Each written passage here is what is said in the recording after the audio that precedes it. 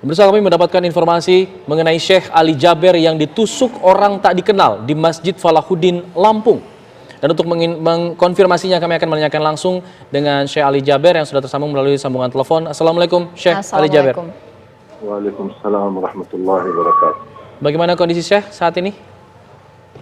Alhamdulillah sudah membaik dan sudah dijahit cukup dalam.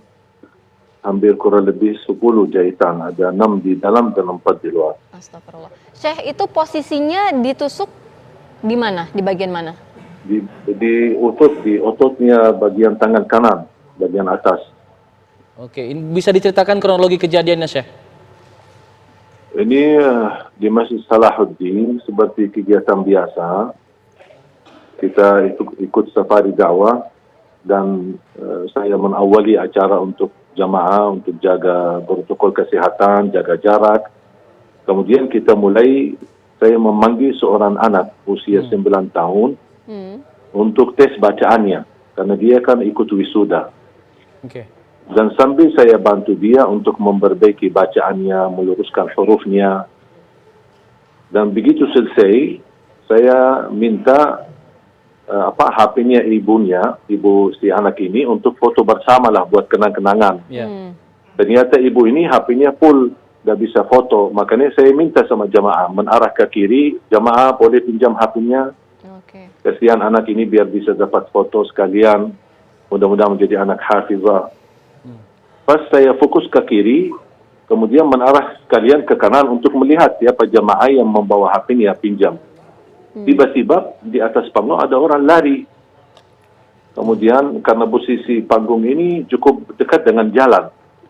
Karena posisi acara di luar, di lapangan masjid, bukan di dalam masjid.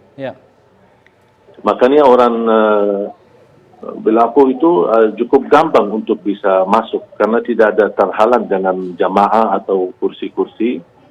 Tapi subhanallah qadarullah ketika menarah ke kanan, saya tiba-tiba kaget melihat ada orang sudah di hadapan saya, dan saya langsung qadarullah respon. Kalau saya tidak lihat ke kanan, mungkin bisa qadarullah ke leher saya atau ke dada saya. Tapi subhanallah saya angkat tangan, makanya dia tusuk ke tangan. Maka begitu saya lawan, batah pisaunya ke dalam otot saya di kanan, bagian kanan. Baru subhanallah jamaah langsung amankan dan tangkap dia. Jadi bisa dipastikan pelaku ini bukan bagian dari acara ini atau datang dari luar begitu? Iya, kelihatan dari luar karena dia lari.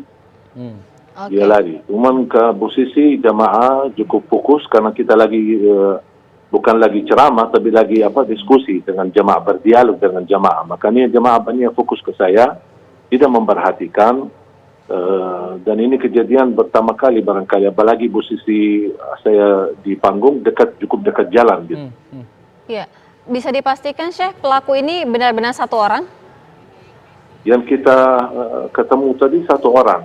Apakah ada orang lain, mungkin mereka lepas diri atau larikan diri dari tempat. Tapi yang kita lihat ini ada satu orang dan langsung diamankan. Ya, jujur saja kasihan pas lihat jamaah menghajar dia dan mukul dia. Saya bilang jangan, amankan aja dulu biar ini tugas polisi. Jangan kita main hukum sendiri. Iya, Syekh mendengarkan informasi tidak Syekh? Siapa sebenarnya pelaku ini? Sampai titik ini belum saya mendapatkan berita apa. Karena baru saja diamankan karena habis ditahan oleh jamaah, diamankan di ruang masjid. Sambil menunggu polisi datang dan petugas polisi datang dan membawa beliau ke kantor polisi. Oke, jadi mungkin bisa diceritakan lagi untuk luka yang Syekh alami saat ini di bagian mana saja? Mulai sedikit nyeri, awal-awalnya saya berdarah terus sampai baju saya di sebelah kanan semuanya basah.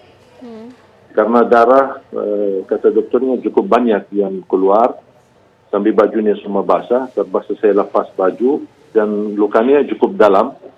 Makanya dikasih obat suntik, kemudian baru dikasih jahitan bagian dalam dengan dagingnya. Karena ototnya cukup, tusuknya cukup dalam, sangat dalam. Makanya dokternya pun bisa mengobati tambah harus ada suntik dan dikasih obat. Baru kemudian di jahitan bagian dalam kurang lebih ada 6 Kemudian baru di bagian di luar ditutupi 4, jadi semuanya 10.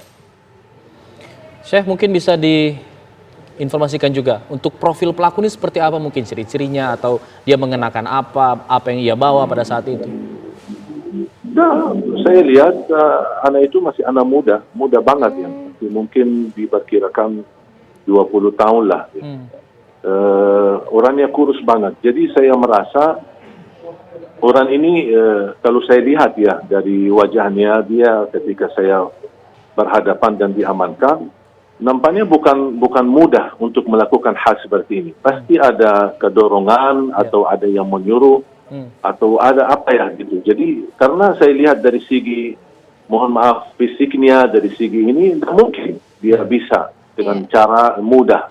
Butuh mental yang kuat untuk melakukan hal seperti ini. Ada yang ia teriakan atau omongkan ketika melakukan perbuatannya itu, Syekh? Enggak, sama sekali tidak. Diam.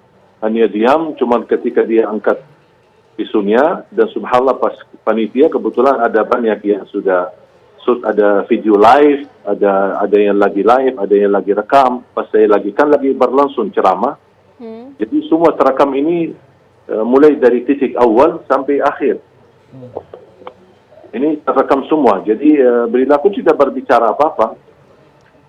Acaranya sudah berjalan berapa lama hingga kemudian kejadian itu? Kenapa? Acaranya sudah berjalan berapa lama hingga kemudian terjadilah? Baru mulai, belum 15 menit. Baru awal ketika saya melihat di spanduk, ada spanduk tulisan wisuda. Saya tanya sama panitia, ini wisuda apa? Dia bilang wisuda hafalan Quran. Udah, mana salah satu anak boleh naik panggung, saya mau tes bacaannya. Dan alhamdulillah posisi si anak ini ada di sebelah kiri, bukan di sebelah kanan. Iya. Baik, terima kasih banyak Syekh Ali Jaber. Kita doakan insya Allah Syekh Ali cepat diberikan kesembuhan. Dan kejadian seperti ini tidak terjadi lagi ya. Jangan sampai terulang lagi. Semoga jadi peringatan untuk semua pihak. Terima kasih. Assalamualaikum.